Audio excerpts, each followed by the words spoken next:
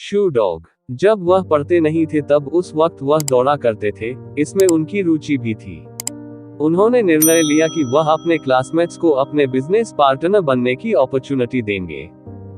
वर्ष 1962 में वह अपने ड्राइवर के साथ सैन फ्रांसिस्को गए। वह कई दिनों तक अपने दोस्त के घर रुके और अपनी पहली यात्रा हवाई के लिए की। उन्हें अच्छा लगा तो उन्होंने वहां और अधिक दिन रहने का फैसला लिया, जिसके लिए $100 में कंपार्टमेंट किराए पर लेने की सोची और जॉब की, जहां उन्हें एनसाइक्लोपीडिया विश्व ज्ञान कोश बेचने का काम करना था। लेकिन फिल नाइट अपने शर्मीले स्वभाव के कारण एनसाइक्लोपीडियाज बेचने में मुश्किल महसूस करते थे, तो उन्होंने जापान जाने का निश्चय लिया।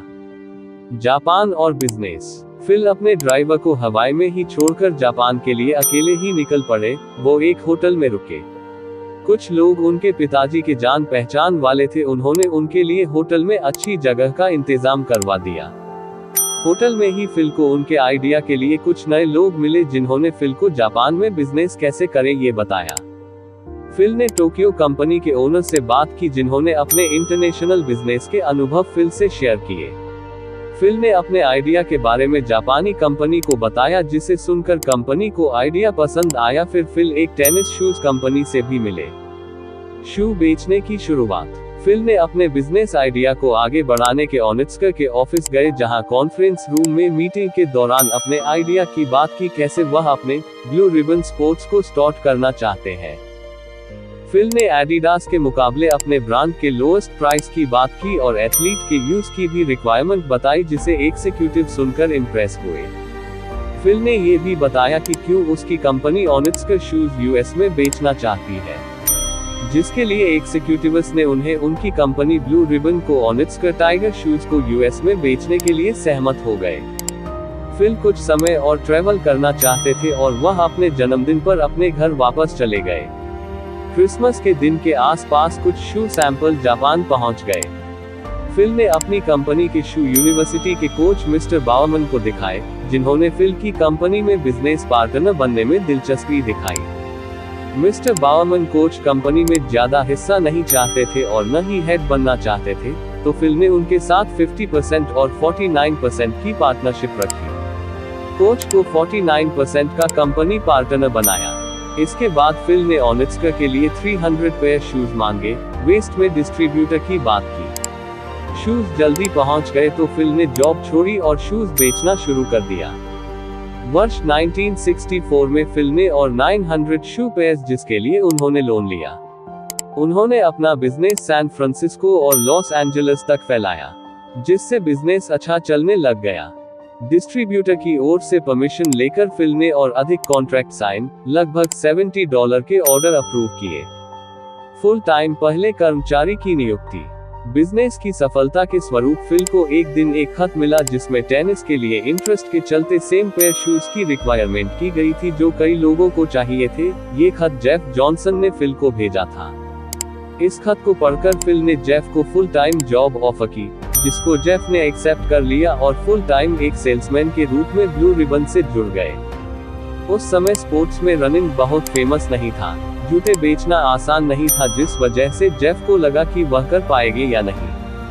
उसी समय फिल के बैंक में ब्लू रिबन के ग्रोथ से रिलेटेड प्रॉब्लम्स हो गई। इस वजह से बैंक और फिल के बीच आर्ग्यूमेंट्स हुए, तो फिल ने ओनित्स्का को यह अश्योर कराया कि वह वेस्ट में बेस्ट टेनिस डिस्ट्रीब्यूटर साबित होगा। फिल बैंक पर निर्भर नहीं होना चाहते थे। ओनित्स्का के ऑर्डर भी डिले हो रहे थे, उनके पास टाइम भी कम था और लोन भी चुकाने थे, तो फिल ने ब्लू रिबन की असफलता के बारे में सोचकर कोई दूसरी जॉब के बारे में सोचना शुरू किया। फिल को प्राइस वाटरहाउस में जॉब मिल गई, जिसकी इनकम का अधिक भाग उन्होंने ब्लू रिबन में लगा दिया, जिसकी वजह से कंपनी ग्रो करने लगी। एक अकाउंटेंट होने की वजह से फिल ने कंपनी के सक्सेस और फेलियर के कारण को स्टडी किया और जानकारी प्राप्त की।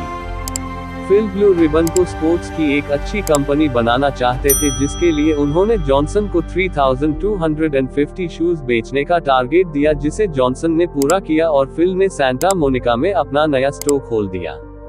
फिल जापान गए और जापानीज के साथ 3 साल का कॉन्ट्रैक्ट किया। उन्होंने $20,000 के 5000 शू पेयर्स ऑर्डर किए। कंपनी के लिए न्यू रिसोर्सेज को कैप्चर करना। जैसे जैसे समय गुजरा कंपनी का ग्रोथ होने पर फिल ने पुनः 3 साल का कॉन्ट्रैक्ट किया और अपने बिजनेस को एक्सपैंड करने में फोकस किया, जिसके लिए फिल ने $1.2 मिलियन बैंक से लेने चाहे, लेकिन वह मंजूर नहीं हुए तो फिल ने अपने दोस्त से $80,000 लेने की सोची।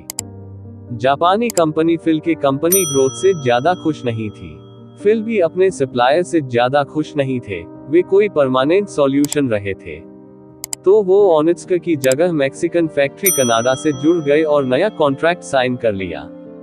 पहले ऑर्डर के रूप में उन्होंने 300 शू पेयर्स का ऑर्डर दिया और नई टेनिस कंपनी ने नए डिजाइन, नए नाम के साथ जूता डेवलप किया, जिसका नाम नाइक रखा गया। अब ब्लू रिबन्स को अधिक कैपिटल की जरूरत थी और लोन की भी। फिल को कनाडा शू अच्छे नहीं लगे, जिस वजह से फिल नए सप्लायर को लगे तो उनकी मुलाकात निपॉन रबर से हुई, जिनके सैंपल्स फिल को पसंद आए। उन्होंने 1000 शू पेयर्स का ऑर्डर दे दिया। वर्ष 1972 में फिल के नए टेनिस शूज डिस्कवर हुए। उसी समय शिकागो में national association sports goods exhibition की शुरुआत हुई थी। उसी समय नए शू नाइक निपॉन रबर द्वारा मैन्युफैक्चर किए गए थे। फिल ने नाइक जर्सीज और शूज एथलीट्स को न्यू ब्रांड को इंट्रोड्यूस करने के लिए डोनेट किए और ये आशा रखी कि एथलीट इन शूज को पसंद करें। ऑनिट्स्क की परेशानी फर्स्ट स्पॉन्सरशिप। जब नाइक शूज को फेमस अमेरिकन टीम के एथलीट्स ने पहना तो उस समय एथलीट को इंसेंटिव्स नहीं मिलते थे, तो फिल ने उन्हें ब्लू रिबन स्पॉन्सर करने पर जॉब, घर ऑफर किया। फिल और ऑनिट्स्क के बीच प्रॉब्लम्स हुई और फिल नए कॉस्ट लगभग $250,000, नए स्पॉन्सर, नए एथलीट्स के साथ अपनी कंपनी ग्रोथ में लग गए। फिल को और अधिक कैपिटल की जरूरत हुई, जो बैंक के द्वारा ही पूरी हो सकती थी। लेकिन बैंक द्वारा फिल का अकाउंट चेक करने पर उन्होंने पाया कि फिल का अकाउंट रिस्क में है और अगर जल्दी सॉल्व नहीं किया गया तो जेल भी हो सकती है। दूसरी ओर नाइक के शू की डिमांड्स बढ़ने लगी। नाइक शूज पहनकर एथलीट्स ने गोल्ड मेडल भी जीते, लेकिन फिर भी कंपनी लॉस से गुजर रही थी। शू न्यू नेम, नई शुरुआत। वर्ष 1976 में फिल ने नए डिजाइन के शूज नाइक के रूप में उपलब्ध कराए। 2 नए इन्वेस्टर्स रखे, एम्प्लॉयर्स को कॉलेज बास्केटबॉल और फुटबॉल टीम में डील स्पॉन्सर करने के लिए भेजा। नाइक के नए कॉन्ट्रैक्ट हायर किए गए। सरकार से कनेक्शन के कारण नाइक के लगभग $70 मिलियन सेल्स हुए। शू ब्रांड कनेक्शन, चाइनीज मार्केट। फिर फिल की मुलाकात चैंग से हुई ताकि चाइनीज मार्केट में प्रोडक्ट कर सके, जिसके लिए सरकार की अनुमति की जरूरत थी। नाइक के साथ 2 एग्रीमेंट साइन किए गए ताकि 25 साल वह ये बिजनेस कर सके। नाइक 1980 में पब्लिकली इंट्रोड्यूस हुआ, जिसकी पहले दिन की स्टॉक प्राइस $22 मिलियन थी। फिल नाइक वर्तमान संदर्भ। फिल 40 साल पहले यूएस में लार्जेस्ट बिलियनर साबित हुए। नाइक की खरीदी आज लगभग $10 बिलियन से अधिक हो चुकी है। नाइक के कपड़े और जूते पूरी दुनिया में फेमस हैं और जिसके हजारों एथलीट स्पॉन्सर हैं। अपनी बिजनेस जर्नी में नाइक को अपने बिजनेस के लिए नेगेटिव व्यूज भी मिले, लेकिन फिर भी नाइक का काम अच्छा रहा। नाइक की फैक्ट्री साइगोन, वियतनाम में खुली। फिल ने अपने पूरे बिजनेस सफर में ये सीखा कि लक का भी सक्सेस में रोल होता है, लेकिन कड़ी मेहनत, अच्छी वर्क टीम, कार्य के प्रति डिटर्मिनेशन की कोई तुलना नहीं होती। फिल की सक्सेस जर्नी सिखाती है कि अपने लक्ष्य की प्राप्ति के लिए वक्त के प्रति फोकस, पूरी तरह समर्पण, दृढ़ता की जरूरत होती है। फिल सिर्फ सक्सेस चाहते थे जब तक उन्होंने सक्सेस प्राप्त नहीं कर ली, जिसके लिए वे अनेक कठिनाइयों से गुजरे। ये बुक उनके लिए एक अच्छी गाइडेंस है जो कुछ बड़ा करने के सपने देखते हैं, उन्हें पूरा करना चाहते हैं। सफलता में लक सहायता करता है, लेकिन अपने कार्य के प्रति समर्पण जरूरी है। निष्कर्ष, इस बुक समरी में फिल नाइट की आत्मकथा को प्रॉपर रूप से डिस्क्राइब किया गया है। फिल नाइट के जीवन यात्रा में सक्सेस की शुरुआत से सक्सेस की ग्रैंड एक्सपेंडेशन तक का सफर, संघर्ष और सफलता की कहानी, सफलता के रूप में सही गाइडेंस का वास्तविक स्वरूप फिल के जीवन से सीखने को मिलता है आदि बातों को दर्शाया गया है, जिसे इस बुक समरी के जरिए अच्छे से जाना समझा जा सकता है और प्रेरणा स्वरूप अपने जीवन में गाइडेंस के रूप में फॉलो किया जा सकता है। आपका बहुमूल्य समय देने के लिए धन्यवाद। अगर आपको ये वीडियो अच्छा लगा हो तो हमारे इस YouTube चैनल रिच वाणी को सब्सक्राइब करिए, वीडियो को लाइक करिए और अपने परिवार मित्रों के साथ जरूर शेयर करिए। भविष्य में आप और किस टॉपिक पर वीडियो देखना सुनना चाहते हैं उसके लिए कमेंट करिए। मिलते हैं नेक्स्ट वीडियो में।